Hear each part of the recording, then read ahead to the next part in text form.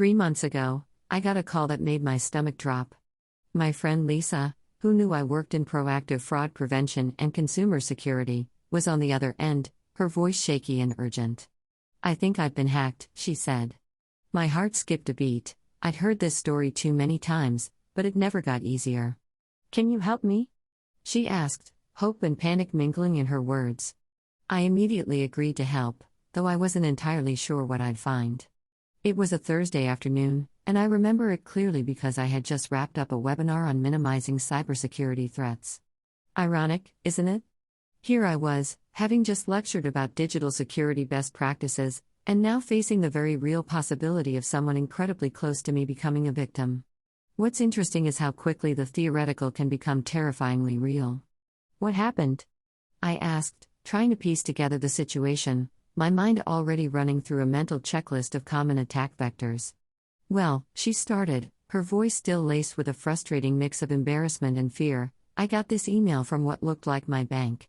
It said there was suspicious activity on my account and I needed to verify my identity. It seemed legit. Until it didn't." Her voice trailed off, and I could sense her mounting frustration, a feeling I know all too well when dealing with these sophisticated scams. Emails like these are classic phishing scams, designed with cunning precision to look authentic and urgent. They ruthlessly exploit our innate fear of fraud to, well, perpetrate fraud. It's a vicious cycle. I explained this to Lisa, adding that these aren't just minor annoyances. Phishing remains a top initial attack vector, responsible for a significant portion of security incidents, and tragically, 94% of organizations fell victim to phishing attacks in 2024 alone. We jumped into action, reviewing her account statements and checking for unauthorized transactions. Sure enough, there they were, several purchases she hadn't made, a stark reminder of the financial pain these attacks can inflict. The next few hours were a blur of phone calls and password changes. We contacted her bank to freeze her accounts and discussed next steps. As we worked, I couldn't shake the feeling that this was a perfect storm of common security mistakes, a scenario I unfortunately encounter far too often in my line of work. "Lisa, did you have two-factor authentication set up?" I asked, a hopeful note in my voice, knowing it could have been a game changer. "No," she admitted, sounding genuinely embarrassed. I thought it was too much hassle. I sighed, not at her, but at how often I'd heard this same refrain. Here's the thing though, two-factor authentication, 2FA, is like double locking your front door. It might take an extra few seconds, but it's absolutely worth it. It's a fundamental safeguard.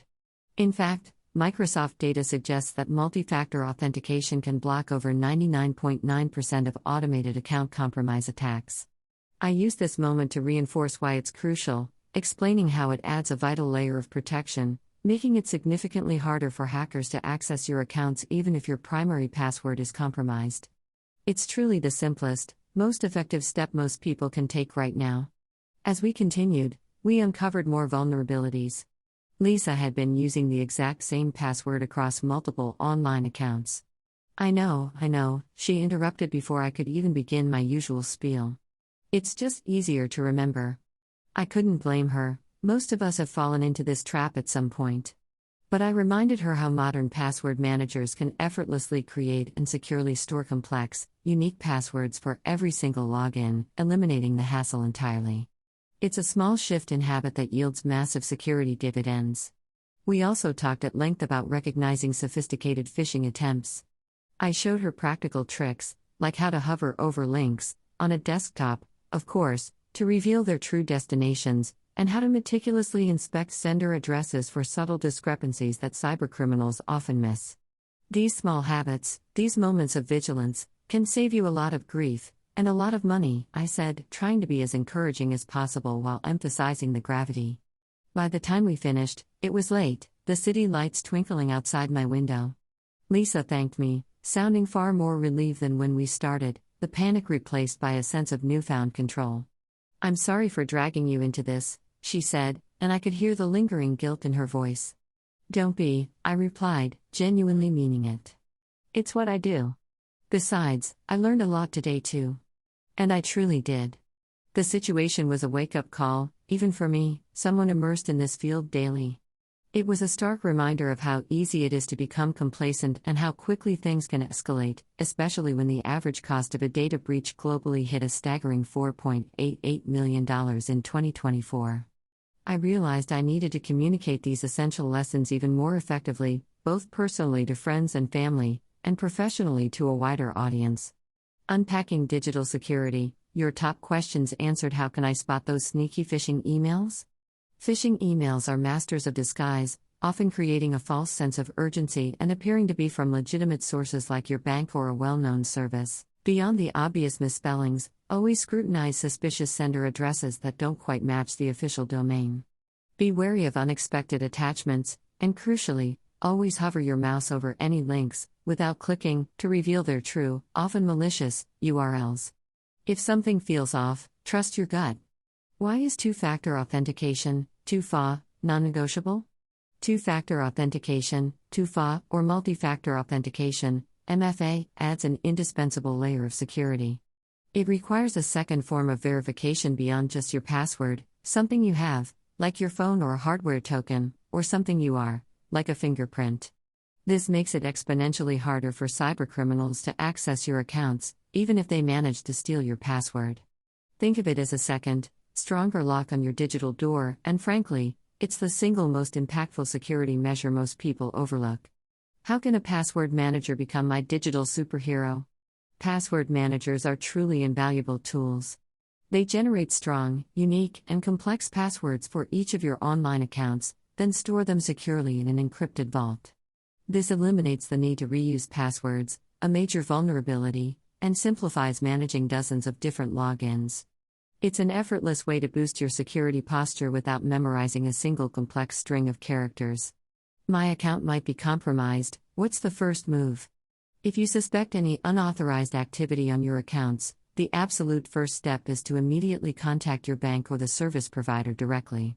Don't use contact information from the suspicious email. Go to their official website or call the number on the back of your card. Simultaneously, change your passwords for that account and any others where you might have reused it. Then, meticulously review your account for any unfamiliar transactions or changes. What are the essential habits for bulletproof online security? Improving your online security is an ongoing journey, not a one-time fix. Regularly update your passwords, and use a password manager, enable two-factor authentication on every service that offers it, and stay informed about the latest security threats. Educate yourself on recognizing sophisticated phishing scams, malware, and other common attack vectors. A healthy dose of digital skepticism, combined with these proactive habits, goes a long way. Looking back, I'd probably do a few things differently. I'd have been more proactive in discussing these fundamental security measures with friends and family before a crisis hit.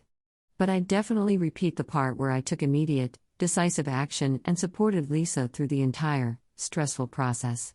We both learned truly valuable lessons that day. This experience reinforced, for me, the paramount importance of vigilance and ongoing education in cybersecurity.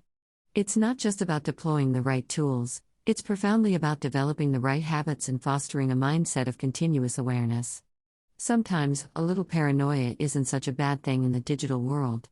And now, whenever I talk to someone about personal online security, I tell them Lisa's story. Because it matters, it really does.